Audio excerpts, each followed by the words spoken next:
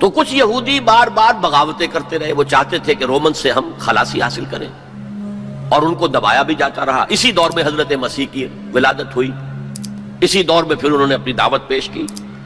اسی دور میں پھر ان کے بڑے بڑے جو صوفیاء تھے، فقہاء تھے، مفتی حضرات تھے، انہوں نے حضرت مسیح کو کافر اور مرتد واجب القتل قرار دیا، اور اپنے بس پڑتے انہیں سولی پر چڑھوا کے دم لیا۔ اگرچہ اللہ نے جو کچھ کیا وہ بالکل مختلف ہے،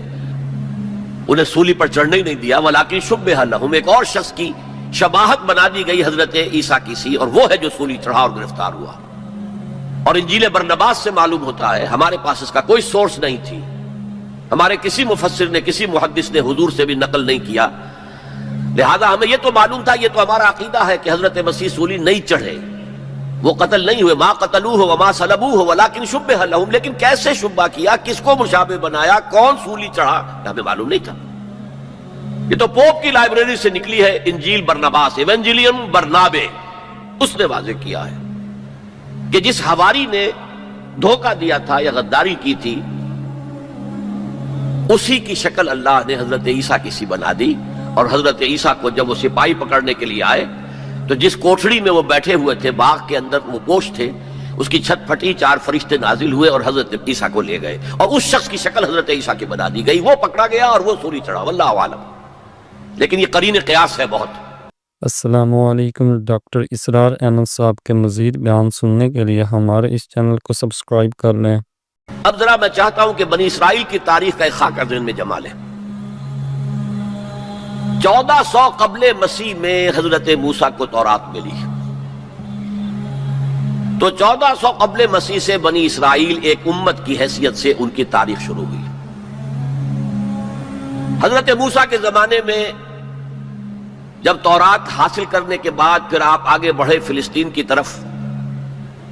اور آپ نے بنی اسرائیل سے کہا کہ اب داخل ہو جاؤ اور جنگ کرو، جو لوگ یہاں ہیں انہیں یہاں سے نکالو، مشرکین ہیں، نہایت گمراہ قومیں یہاں آباد ہیں، یہاں سے نکالو،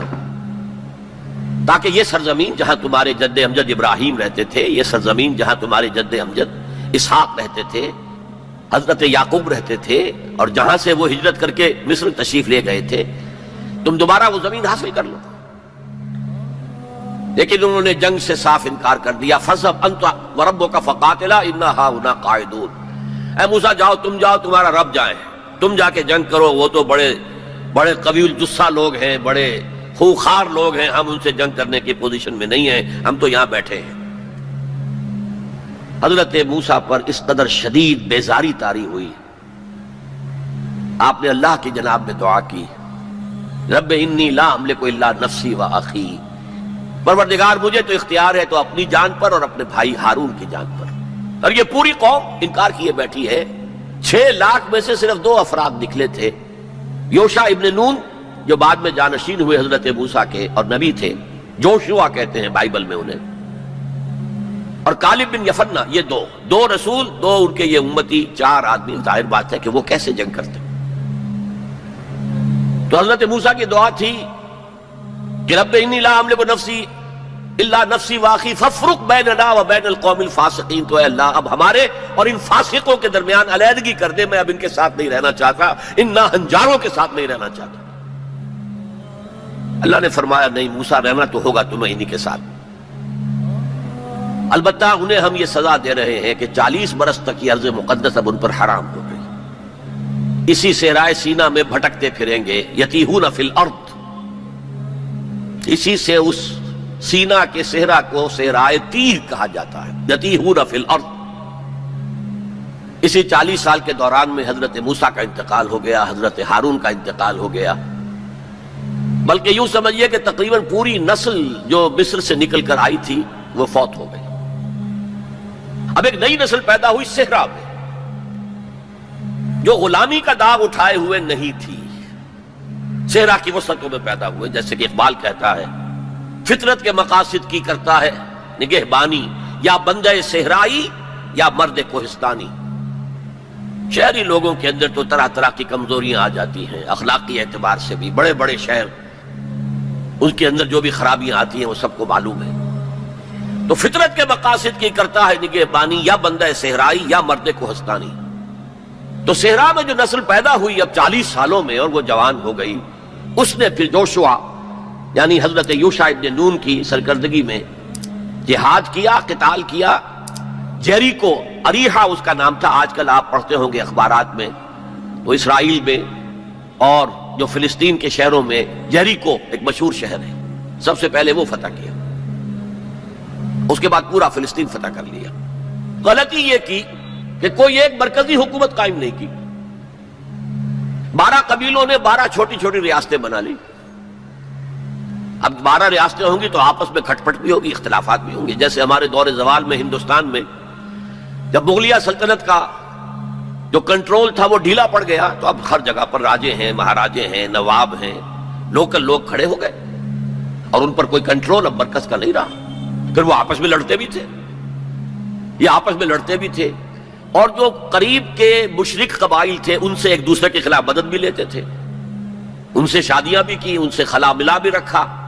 مشرکانہ اوہام بھی پیدا ہو گئے، غلط رسومات بھی انہوں نے اپنے ان مشرک ہمسایوں سے سیکھ لی۔ تو پھر ان پر ایک سزا مسلط ہوئی، اور جو آس پاس کے مشرک قبائل تھے انہوں نے انہیں فتح کر کے انہیں اپنے گھروں سے نکال دیا۔ 300 برس اس کیفیت میں گزرے ہیں۔ اس کے بعد جب ان کا حال یہ ہو گیا کہ اپنے گھروں سے نکال دیے گئے، ان کے بیٹوں کو روک لیا گیا غلام بنانے کے لیے، تو پھر انہوں نے وقت کے نبی سے کہا کہ ہمارے لیے ایک بادشاہ آپ معین کر دیں، سپہ سالار معین کر دیں کہ ہم اس کی قیادت میں قتال کریں۔ وہ واقعہ قرآن مجید میں سورہ بقرہ میں تفصیل سے ہے، میں اس کی تفصیل میں نہیں جانا چاہتا۔ بہرحال اس کے نتیجے میں حضرت طالوت، پھر حضرت داؤد، پھر حضرت سلیمان، یہ 100 برس ہیں جن میں اس کو کہنا چاہیے کہ ان کا پہلا سنہری دور، جسے میں کہہ رہا ہوں ان کی خلافت راشدہ، یعنی فرق نوٹ کیجئے، ہماری خلافت راشدہ دور نبوت سے متصل ہے، کوئی فصل نہیں ہے اس کے مابین، لیکن ان کی خلافت راشدہ میں 300 برس کا فصل ہے۔ دور نبوت حضرت موسیٰ علیہ السلام کا 300 سے بھی تقریباً 350 برس وہ بھی شمار کر لیجئے جو صحرائے تیہ میں بھٹکتے ہوئے گزرے۔ بہرحال یہ 100 سال ان کے بڑے شاندار تھے، حضرت داؤد کی حکومت، اور حضرت سلیمان کی حکومت تو اس اعتبار سے پوری انسانی تاریخ میں یونیک ہے کہ ہوا پر بھی انہیں کنٹرول دے دیا گیا، جنات ان کے تسلط میں آ گئے، اور پرندوں اور جانوروں کی بولیاں بھی ان کو سکھا دی گئیں۔ اس قسم کی حکومت تو اللہ نے کسی اور کو کبھی دی ہی نہیں۔ لیکن پھر اب ان کا دور زوال شروع ہوا۔ حضرت سلیمان کے 2 بیٹوں کے درمیان سلطنت تقسیم ہو گئی، شمالی اسرائیل چھوٹی تھی اور بڑی یہودا، 2 حصوں میں تقسیم ہو گئی، اور ان میں سوال آیا اخلاقی، مذہبی، اعتقادی، عملی، دنیا پرستی، دولت پرستی، مشرکانہ اوہام، غلط رسوم۔ اس کے نتیجے میں پھر اللہ کے عذاب کا پہلا کوڑا جو ہے، بڑا کوڑا، وہ پڑا، اور وہ 2 حصوں میں آیا، نوٹ کر لیجئے۔ پہلے اشوریوں نے، سیریا کے رہنے والے اشوریوں نے حملہ کیا اور شمالی سلطنت اسرائیل کو تہس نہس کر دیا، ختم کر دیا۔ یہ ہوا ہے تقریباً 700 قبل مسیح۔ خلافت راشدہ ان کی ہے 1000 قبل مسیح سے لے کے 900 قبل مسیح تک، تو گویا کہ اس کے 200 برس کے بعد سلطنت اسرائیل ختم۔ سلطنت یہودا رہی، لیکن اس میں بھی وہ زوال جاری رہا، تو تقریباً 125 سال کے بعد پھر نیبوکڈنیزر کا جو حملہ آیا ہے، king of Babylonia, the Chaldean emperor, یہ علاقہ کلدانیہ کہلاتا ہے، اور یہی تو حضرت ابراہیم کا مولد ہے، جہاں ان کی ولادت ہوئی ہے، شہر ار، وہ اسی عراق میں ہے۔ عراق کا پرانا نام جو ہے وہ بیبیلونیا ہے، بابل۔ نیبوکڈنیزر نے جو حملہ کیا ہے، 6 لاکھ یہودی اپنی جگہ پر قتل کیے، اور 6 لاکھ کو قیدی بنا کر لے گیا، بھیڑ و بکریوں کی طرح، جیسے ریوڑ ہانک کے لے جائے جاتے ہیں، لے جائے گئے۔ 6 لاکھ بیبیلونیا لے گیا، وہاں انہیں قید کے اندر رکھا۔ یہ ان کا پہلا بہت ہی بڑا جو ہے اللہ کے عذاب کا دور تھا۔ اس میں اس نے یروشلم کی اینٹ سے اینٹ بجا دی، کوئی ایک انسان وہاں زندہ باقی نہیں رہنے دیا، اور حضرت سلیمان کی بنائی ہوئی مسجد کو اس نے مسمار کر دیا، اور اس میں 2 اینٹیں بھی سلامت نہیں رہی۔ قرآن میں جو سورہ بقرہ میں ذکر ہے او کالذی مر علی قریۃ وہی خاویۃ علی عروشہا، یہ واقعہ حضرت عزیر علیہ السلام کا، وہ جب آئے انہوں نے دیکھا یہ یروشلم کا یہ حال ہو گیا ہے، تو انہوں نے وہ الفاظ کہے انا یحیی ھذہ اللہ بعد موتہا، یہ شہر جو اس طرح مر گیا، ختم ہو گیا، ایک متنفس زندہ نہیں، دو اینٹیں سلامت نہیں، اللہ کیسے اس شہر کو دوبارہ آباد کرے گا؟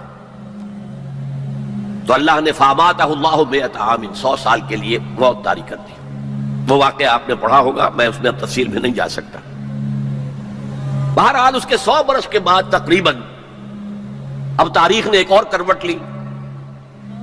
یہ فلسطین کے مشرق میں عراق، عراق کے مشرق میں ایران میں ایک زبردست شہنشاہ جو ہے وہ سامنے آیا، کیخورس یا سائرس، جسے ذوالقرنین بھی کہتے ہیں، 2 سینگوں والا، اس لیے کہ اس نے 2 ملکوں کو جوڑ کر ایک سلطنت بنائی تھی، پارس اور مادہ، ان دونوں کو جوڑ کر ایک سلطنت بنائی، عظیم ایرانی سلطنت،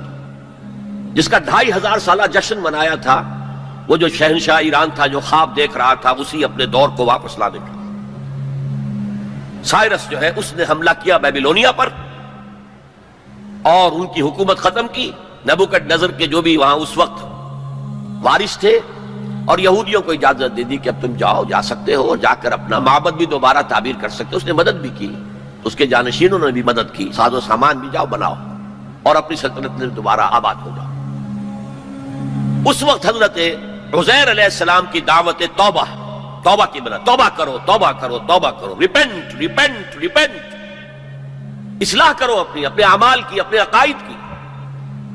اور یہ دعوت مفید ہوئی اور ایک رینائسنس ہو گیا، احیاء ہو گیا بنی اسرائیل کے اندر، مذہبی، روحانی، اخلاقی اعتبار سے ایک احیاء ہو گیا۔ چنانچہ اللہ تعالیٰ نے اب ان کی مدد کی، ان کو مال بھی دیے، ان کو اولاد بھی دی، ان کی تعداد بھی بہت بڑھ گئی، اور اب پھر ایک 100 سالہ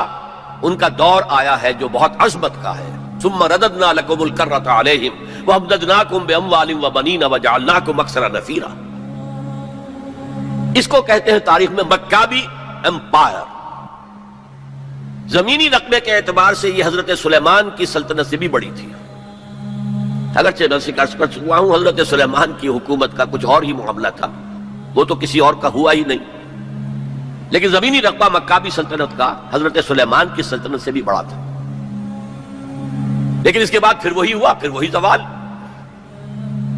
پھر اسی طریقے سے مشرکانہ اوہام عقائد کے اندر گھس گئے،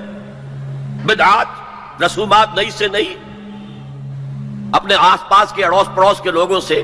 چیزیں سیکھ کر اپنے اندر داخل کرنا، دنیا پرستی، شہوت پرستی، پھر ان کے اوپر عذاب کے کوڑے برسے۔ یہ ہے وَإِذَا جَاءَ وَعْدُ الْآخِرَةِ بَعَثْنَا عَلَيْكُمْ عِبَادًا لَنَا أُولِي بَأْسٍ شَدِيدٍ لِيَسُوءُوا وُجُوهَكُمْ وَلِيَدْخُلُوا الْمَسْجِدَ كَمَا دَخَلُوهُ أَوَّلَ مَرَّةٍ۔ یہ مکابی سلطنت کے دور میں وہ ہیکل سلیمانی یا مسجد اقصی حضرت سلیمان کی دوبارہ تعمیر کر دی گئی تھی، اسے وہ کہتے ہیں سیکنڈ ٹیمپل۔ لیکن ان پر اب جو آئے کوڑے وہ یورپ سے آئے، پہلے گریکس آئے، Alexander the great and Seleucus, ان کی حکومت ان پر قائم رہی، انہوں نے روندا پاؤں تلے ان کو۔ پھر رومنز آ گئے، رومنز نے فتح کیا علاقہ، انہوں نے اس طرح کا نظام قائم کیا، براہ راست حکومت اپنی نہیں رکھی جیسے ہمارے ہاں ہوتا تھا انگریز کے دور میں، راجواڑے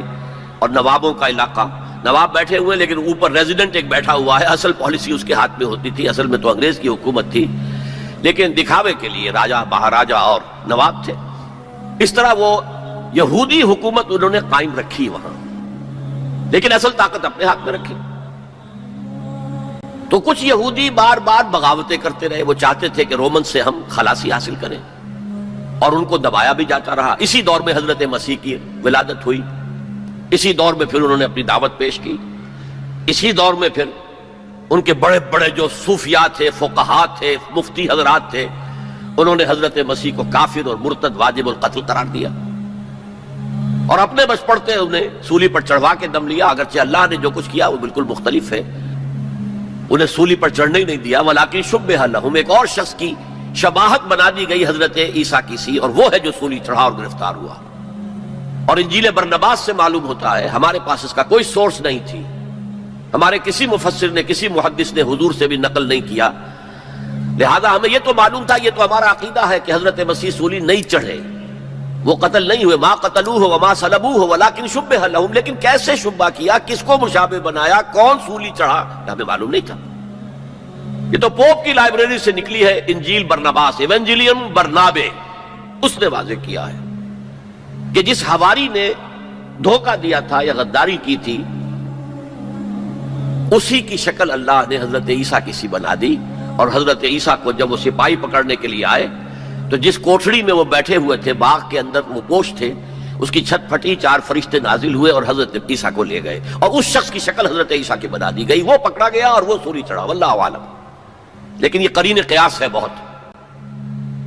بہرحال اس کے بعد بھی ان کا زوال باقی رہا، انہوں نے حضرت عیسیٰ کو تو رد کر دیا، انہیں ولد الزنا قرار دیا، حضرت مریم پر تہمت لگائی، بہتانا عظیمہ قرآن کہتا ہے، مریم پر بہتان عظیم۔ اس کے بعد سن 70 عیسوی میں، یعنی حضرت مسیح کے رفع سماوی کے تقریباً 40 برس بعد، پھر ان زیلوٹس نے، یہ جو بار بار بغاوت کرتے تھے یہودیوں میں سے، انہیں زیلوٹس کہا جاتا ہے، بڑے جوشیلے لوگ، انہوں نے ایک بڑی بغاوت کی۔ تو ایک جو جرنیل تھا رومن، ٹائٹس، تیتوس کہتے ہیں اسے عربی میں، تیتوس، توئے یہ توئے واو سین، ٹائٹس، اس نے پھر جو کرش کیا ہے اس ریبیلین کو، 1,33,000 یہودی ایک دن میں قتل کیا۔ Second temple again raze to the ground, کوئی اس کی ایک اینٹ بھی سلامت نہیں رہی، سوائے وہ ایک دیوار اس کی جو ہے باقی رہ گئی ہے، جسے یہ ویلنگ وال کہتے ہیں، اور وہاں جاتے ہیں اور ماتم کرتے ہیں اور روتے ہیں اور تورات پڑھتے ہیں، صرف وہ رہ گیا، باقی کچھ نہیں رہا۔ اور انہیں حکم دے دیا نکل جاؤ یہاں سے، فلسطین سے دفع ہو جاؤ، جہاں سینگ سمائے چلے جاؤ۔ یورپ میں چلے گئے، ایشیا کے ممالک میں چلے گئے، افریقہ کے ممالک میں چلے گئے، ایران میں آ گئے، ترکی میں آ گئے وغیرہ۔ یہاں سے ان کا ڈایاسپورا شروع ہوا کہ یہ اپنے وطن سے باہر نکال دیے گئے۔ ڈایاسپورا، دور انتشار،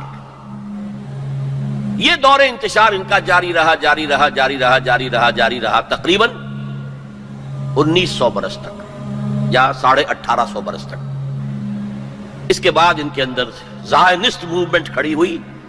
جو سیکولر تھی، ان کا مذہب سے کوئی تعلق نہیں تھا، بیشتر بینکرز تھے۔ انہوں نے زائنزم کی تحریک کو منظم کیا۔ 1897 میں انہوں نے protocols of the world Zionism وہ پاس کیے، اور اس کے بعد انہوں نے لابینگ جو کی ہے برطانیہ کی حکومت سے، تو اس سے بالفور ڈکلریشن لے لیا 1917 میں، جس سے انہیں واپس آ کر فلسطین میں آباد ہونے کا حق مل گیا۔ اس کے بعد 1948 میں ان کی ریاست امریکہ نے قائم کرا دی، یو این او کے تھرو اسرائیل قائم ہو گئی۔ 1967 میں اس نے اپنی حدود بڑھا لی، اور جو 1948 میں اسرائیل قائم ہوا تھا اس میں یروشلم کو 2 حصوں میں تقسیم کیا گیا تھا۔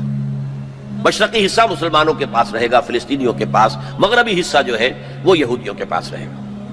اور مشرقی حصے ہی میں وہ ٹیمپل ماؤنٹ ہے جہاں کبھی ہوتا تھا ان کا معبد، وہ اسے چونکہ ٹیمپل کہتے ہیں اس لیے ٹیمپل ماؤنٹ، وہ پہاڑی جس کے اوپر کے وہ ٹیمپل تھا، اور وہاں مسلمانوں کے دور میں وہاں پر مسجد اقصی بن گئی، اور وہاں پر